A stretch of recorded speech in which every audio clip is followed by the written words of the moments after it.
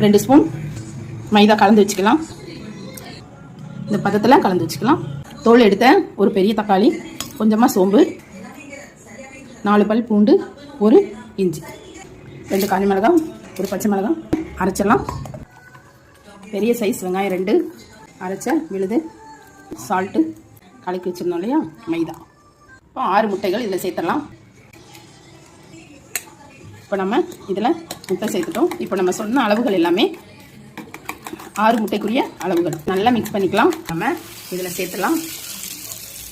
நல்லா வேகட்டும். வெந்தோடனே பார்க்கலாம். பஃபியான கேக்கு மாதிரி ஒரு முட்டை உங்களுக்கு ரெடியாக கிடைக்கும். இது நல்லா வெந்திருக்கு, சூப்பராக வெந்திருக்கு. இதை நம்ம திருப்பிடலாம். திருப்பியாச்சு, நல்லா வேகட்டும். சூப்பரான முட்டை கேக் ரெடி. இதை இப்போ கட் பண்ணி பார்த்துடலாம். இந்த மாதிரி